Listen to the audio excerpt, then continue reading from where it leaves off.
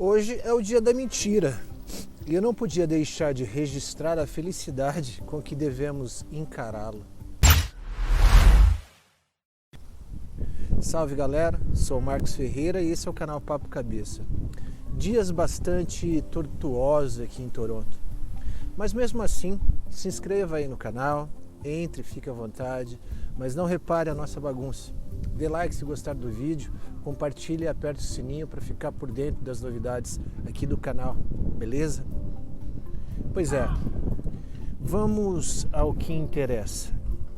Hoje é o dia de comemorar o nosso alívio.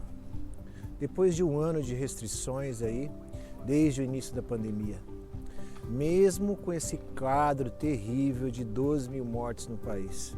Muito mais do que o presidente e alguns empresários previram. O país amanheceu pela primeira vez com a informação de 0 mortes por Covid-19 no território nacional. Que maravilha! Melhor que isso, mais uma vez o Brasil está sendo ovacionado pelas autoridades da OMS, que dizem que nosso país é um exemplo a ser seguido. E não se surpreendam, porque a história recente do Brasil comprova que sempre nós, brasileiros, fomos exemplo no combate a doenças que costumam assolar aí o mundo todo. Mas vamos reconhecer, né? Quem diria que o atual ministro Mandetta, ministro da Saúde, deputado do baixo clero, iria ter sensibilidade de não politizar essa crise na saúde e se prontificar aí a unir todos os prefeitos e governadores, o que certamente contribuiu para essa tão maravilhosa união nacional. Merece parabéns, não é mesmo? Devemos reconhecer também que, apesar de não concordar com a pauta de costumes do presidente, Bolsonaro acertou.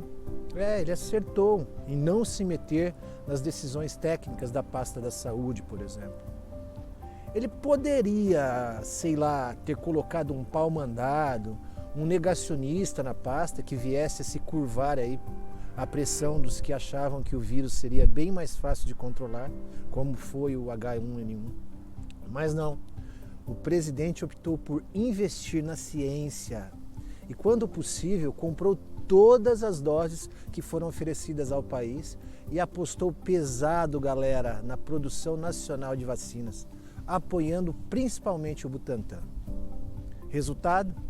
O país virou o ano com todos os idosos do país vacinados e com uma produção garantida para que toda a população adulta do Brasil esteja vacinada até junho agora. Que maravilha, hein? Já pensaram se, por exemplo, o presidente tivesse investido só na vacina de Oxford, a tal AstraZeneca, cuja entrega foi mega atrasada, em vez de apoiar a vacina do Butantan e dos laboratórios internacionais independentes? Com certeza hoje a nossa vacinação estaria um desastre. Aliás, só não seria um desastre total porque nós fizemos o nosso papel. O governo investiu pesadamente na conscientização da população e na forma correta de utilizar a máscara, no isolamento social, no uso de álcool em gel. Coibiu qualquer manifestação pedindo que seus apoiadores ficassem em casa. Enfim, foi um show de conscientização e solidariedade. Que orgulho do meu país! Vários setores, por exemplo, já estão voltando à ativa. Inclusive o de eventos, que sofreu tanto no primeiro semestre do ano passado.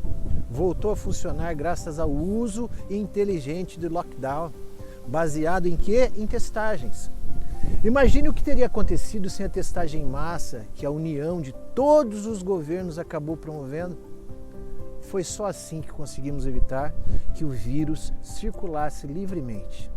Na boa, eu fico aqui pensando se a gente chegaria aos 100 mil mortes, por exemplo, como alguns especialistas acreditavam que chegaria. Ou se a pandemia seguiria seu curso só aí de algum tempo mais, ou terminaria com a imunidade de rebanho, como acreditou o ex-ministro Osmar Terra, entre outros, como o próprio presidente.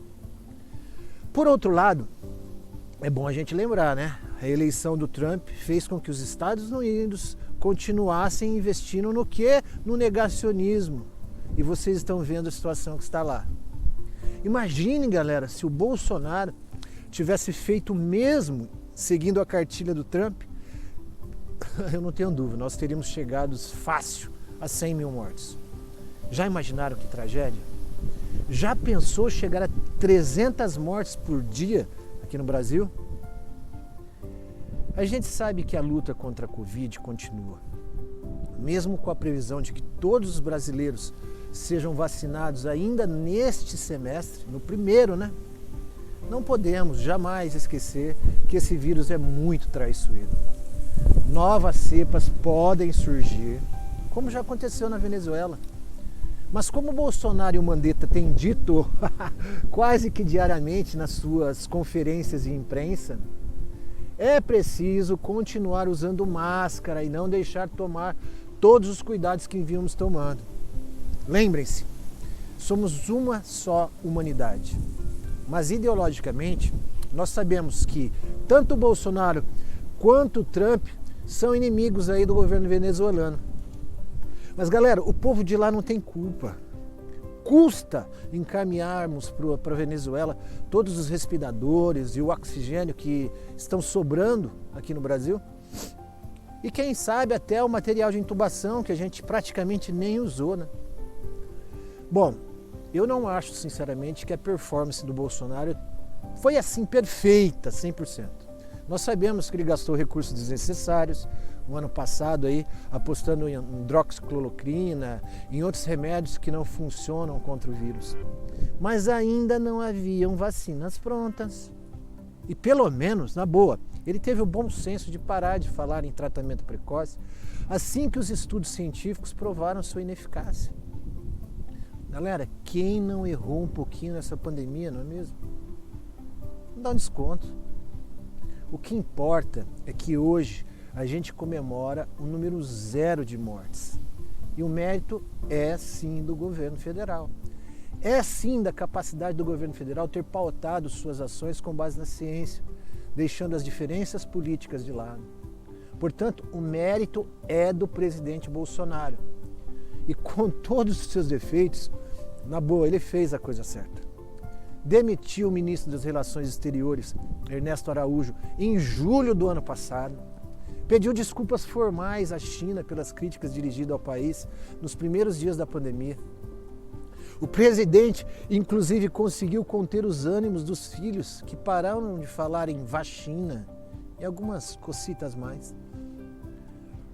E nessa esteira, embora o governo de São Paulo, o governador João Dória, tenha ficado visivelmente incomodado, digamos, ressentido pelo protagonismo que o presidente foi ganhando ao longo de 2020, o fato é que essa união entre eles foi mesmo fundamental para o sucesso da combate à pandemia. Nem preciso lembrar-os de que o vírus não tem ideologia. Então, maravilha que eles tenham deixado de discutir 2022 para o ano que vem. Inegável também que o presidente gastou muito tempo tentando defender sua família dos escândalos de rachadinha, essa tal ligação com os milicianos, mas pelo menos ele fez uma coisa que ninguém imaginava que ele fosse capaz de fazer. Ele deixou as instituições, como o Ministério Público, por exemplo, fazerem seu papel. Além disso, ele delegou funções. Se cercou de um time de notáveis e, apesar do desempenho pífio na economia, o fato de termos enfrentado e vencido a pandemia dá fôlego para o governo, especial aí para o ministro Paulo Guedes. Quem sabe agora ele constrói uma agenda positiva para o país. Então, nós temos tudo para derrubar esse número expressivo do desemprego, diminuir assim o rombo no orçamento. Mas alguém há de negar que a pandemia impactou a economia do mundo todo?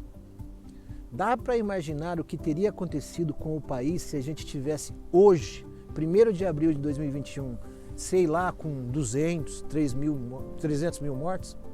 Se a gente não tivesse vacinando quase 2,5 milhões de brasileiros por dia através do SUS? Vocês acham que os profissionais da saúde aguentariam mais um ano em alerta diário nos hospitais? Será que as nossas crianças aguentariam mais um ano de ensino remoto, sem sair de casa, sem convívio social? Eu acho que não. Enfim, eu continuo sendo crítico desse governo, mas não vou negar, o bom desempenho do Bolsonaro na pandemia me fez repensar algumas coisas. Acho até que os sonhos da oposição ficaram somente para 2026.